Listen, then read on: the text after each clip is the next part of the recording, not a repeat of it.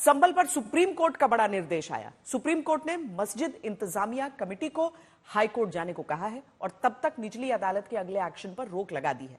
Supreme court ने कहा कि हाई कोर्ट के आदेश तक निचली अदालत कोई भी एक्शन नहीं ले, यानी अब पहले हाई कोर्ट में मुकदमा चलेगा। हालांकि सुप्रीम कोर्ट ने निचली अदालत में सर्वे रिपोर्ट दाखिल करने पर कोई पाबंदी नहीं लगाई है। सुप्रीम कोर्ट ने यथास्थिति बहाल रखने को कहा है। संभल में जामा मस्जिद के मामले में विष्णु शंकर जैन हमारे साथ हैं, इनसे बात करते हैं। विष्णु जी, ये बताइए कि सुप्रीम कोर्ट का यह आदेश किन के लिए जीत है, किन के लिए हार है, या फिर यथास्थिति है? देखिए, यथास्थिति का ऑर्डर है, इसमें ना कोई जीत है ना कोई हार है। ऑनरेबल सुप्रीम कोर्ट ने एक सिंपल सी बात कही है। पहली बात, आप इस बात को जरा मेरी गौर कर लीजिए। सुप्रीम कोर्ट ने कहा है कि हम इस केस के मेरिट्स पे कोई ऑब्जर्वेशन नहीं दे रहे हैं। 19 नवंबर का ऑर्डर सही है कि गलत है, ये हम डिसाइड नहीं करेंगे। आप इस ऑर्डर को 19 नवंबर के ऑर्डर को ही चुनौती दी गई थी जो सिविल जज सीनियर डिवीजन ने पारित किया है। आप इस ऑर्डर को हाईकोर्ट में चैलेंज करिए, जो भी आपकी रेमेडी बनती है 115 सीपीसी की या 227 अंडर द कॉन्स्टिट्यूशन। और अगर हाईकोर्ट में याचिका दायर करते हैं तो 3 दिन के अंदर लिस्ट हो। एडवोकेट कमीशन की जो रिपोर्ट है वो सील कवर में दाखिल रहेगी। ट्रायल कोर्ट में वैसे ही अगली तारीख 8 जनवरी पड़ी हुई है, तो अब सारा मामला जो है वो हाईकोर्ट को डिसाइड करना है मेरिट्स पे।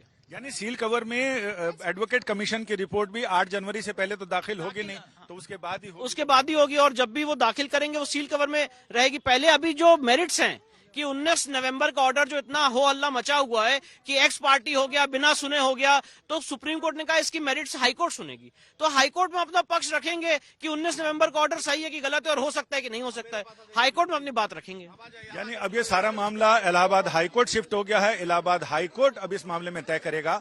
हालांकि जो ये मामला सुप्रीम कोर्ट तक आया है, सुप्रीम कोर्ट ने साफ कह दिया है कि इसे हम डिस्पोज ऑफ नहीं कर रहे हैं। ये मामला हम जनवरी के पहले हफ्ते के बाद 6 जनवरी से शुरू होने वाले हफ्ते में लिस्ट करेंगे, उस पर सुनवाई करेंगे। यानी ये 2 अलग अलग मामले चलेंगे। एक मामला जो है एसएलपी के लिए आया है, वो जो निचली अदालत को यहाँ चैलेंज किया गया है निचली अदालत के ऑर्डर को, और दूसरा जो इलाहाबाद हाईकोर्ट में गया है वो इलाहाबाद हाईकोर्ट उस पर सुनवाई करेगा। अगर इस बीच में 8 जनवरी तक रिपोर्ट आती भी है तो सील बंद रहेगी। इलाहाबाद हाईकोर्ट के ऑर्डर के बाद ही उस पर आगे फर्दर कोई एक्शन लिया जा सकेगा। कैमरामैन कृपाल सिंह के साथ संजय शर्मा, दिल्ली, आज तक। कोर्ट ही इसका मैं समझता हूँ कुछ निपटारा कर सकता है। और जिस तरह से ये एक दरवाजा खुला है कि अजमेर दरगाह को भी देखो और शाही मस्जिद आगरा को भी देखो और संभल की शाही मस्जिद को भी देखो, ये दरवाजा एक सुप्रीम कोर्ट ही की थोड़ी सी लापरवाही कहिए उसे जो हुई कि सर्वे का उन्होंने ऑर्डर किया, तो निचली अदालतें इस तरह अपने आप को मजाज समझ रही हैं कि एक्स पार्टी ऑर्डर कर रही है। और ये जो संभल की जो घटना हुई है, घटना नहीं है, बल्कि इसको साफ तरीके से पता चलता है कि ये प्रायोजित थी। माननीय उच्चतम न्यायालय ने बहुत अच्छा फैसला राष्ट्र हित में दिया है और इस तरह के फैसले का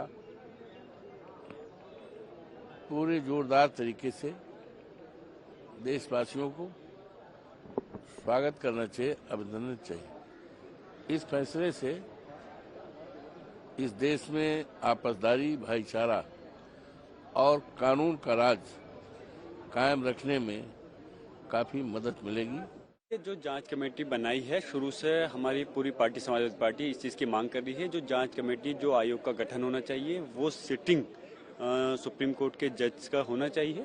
इसलिए हम अभी भी वही इसकी पुरानी मांग पर कायम है कि हमें तभी इंसाफ मिलेगा जब सिटिंग जज सुप्रीम कोर्ट की उसमें कमेटी बनेगी। अगर उनका जांच समिति पे भी विश्वास नहीं है और अदालतों पे भी विश्वास नहीं है, एएसआई पर विश्वास नहीं है, तब तो बड़ा मुश्किल हो जाएगा। ये माननीय अदालत के आदेश के अनुपालन में सर्वे टीम जामा मस्जिद गई थी, जिस पर उपद्रवियों ने हमला किया, पुलिस पर जानलेवा हमला हुआ, जिसमें आत्मरक्षार्थ में गोली चली। और उसके बाद अब माननीय मुख्यमंत्री ने एक रिटायर्ड जज और 2 आईएएस अफसरों की एक समिति बनाई है। हमें उसका स्वागत करना चाहिए और उसको सहयोग करना चाहिए। इस बीच महबूबा मुफ्ती का भी बयान इस मुद्दे पर आया है। उनकी तरफ से कहा गया है कि कहीं ये लोग मंदिर खोजते हुए घर में ना घुस आए। सुनिए क्या कहा है। अजमेर शरीफ जैसी श्राइन, जहां मुसलमानों से ज्यादा हिंदू श्रद्धा रखते हैं, हिंदू लोग ज्यादा जाते हैं, मन्नत मांगते हैं, और 800 साल पुरानी ये जियारत है, तो मुझे लगता है कि इसके बाद मुसलमानों के घरों में ढूंढना शुरू कर देंगे। तो ये तो मुल्क को बंटवारे की तरफ लेके जा रहा है। खून खराबे की तरफ लेके जा रहा है। जैसे हमने संभल उत्तर प्रदेश में देखा, 4-5 इनोसेंट लोगों, मासूम लोगों की जानें वहां गई। तो अगर यही सिलसिला चलता रहा तो खुदा ना खास्ता हम 1947 जैसे बंटवारे के वक्त में हमारे मुल्क के हालात हुए थे, जिस मुल्क की बुनियाद यहाँ के जो लीडरशिप थी, जवाहरलाल नेहरू, मौलाना अबुल कलाम आजाद और बाकी जो हमारे सरदार पटेल, गांधी जी खासकर, जिन्होंने, गांधी जी ने अपनी जान दे के इस मुल्क के सेक्युलर कल्चर की एक बुनियाद रखी। तो वो सारी बुनियादें हिलाई जा रही हैं, हिंदू मुस्लिम को आपस में लड़ाया जा रहा है।